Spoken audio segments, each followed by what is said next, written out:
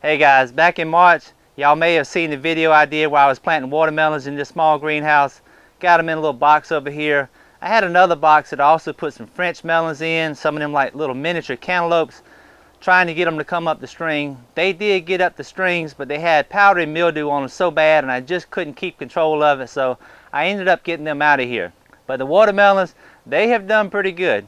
The vines don't look the best in the world right now, with the sun just beaming on these things all day long. And I'm gonna tell you what, it gets hot in here. For these things to have produced anything at all, I'm pretty pleased. When I did my watermelon picking last year, if y'all remember that video, I was in weeds. It was all the way up to here, and everywhere I stepped, I never knew exactly what was going to be waiting on me. So I wanted to do something a little bit different this year and see if I could pick some watermelons without having to worry about them little creepy crawlers. Looking at a couple of them up close, these are some really nice looking Jubilee watermelons. I think I'm going to need a bigger knife. Now this dude right here, he's got a little bit of size on him. That thing is 2 foot long, and I don't have no string like Pep Prepper had when she was measuring her pigs. But I think I'll just pick this thing up, put it on the scale, see if I can do it without breaking the scale, and we'll see what she weighs.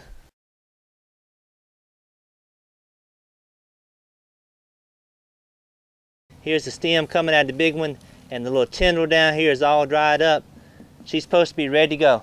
Now let me see if I can pick Moby up over here. Unlike the video I did last year when I just come along and pick this stuff up, you're supposed to do this. Bend your knees, break the stem, come on up with this thing. That's the way you lift something heavy. Daggone. Alrighty, got my scale zeroed out. Bend my knees, straighten my back one more time, and see if I can get this thing to stay on here in such a way that you can actually see what it says.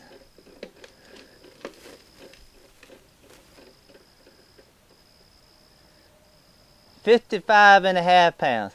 That ain't bad for a little greenhouse watermelon. I'm not recommending anybody go out and build a greenhouse specifically for growing watermelons. That just ain't gonna make much sense. But however, if you end up in a situation like me, where you know going into the hot months you're not gonna have anything in here, go ahead and put you a few watermelon on the side, and by the time those things start to run, everything else should be finishing up and you can let the watermelons take over. The only thing I had to do was make sure they had plenty of water. I'd water them just about every day, every other day, and give them a little bit of fertilizer, whatever nutrient solution I happen to be working with at the time, a little bit of compost tea. I never had to do any spraying in here, no pesticide, nothing like that. I just let the plants do their own thing, and you see what the results were. It was a slow process, being from March, April, May, June, July, but was it worth it? I tell you what, when you cut into a great big old watermelon, you get that thing ice cold, heck yeah, it was worth it. So hope that was helpful. Y'all take care, and Lord willing,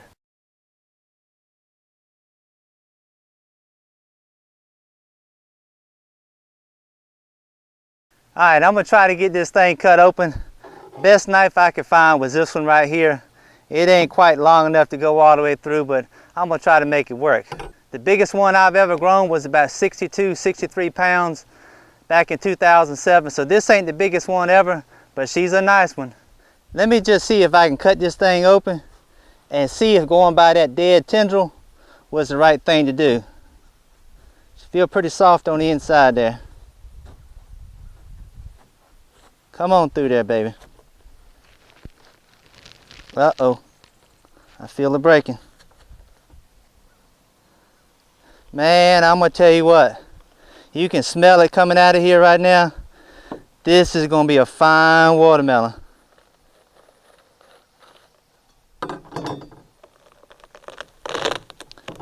Lord have mercy.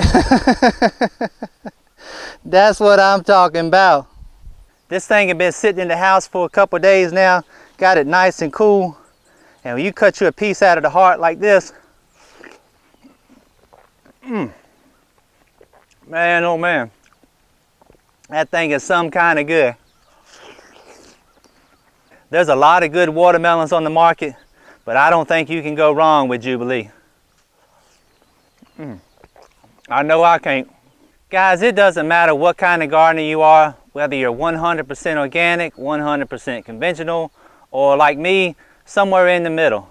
Whether you got a long row garden, some raised beds, greenhouses, hydroponic containers, them self-watering deals, whatever you have access to, please just get out there and grow something.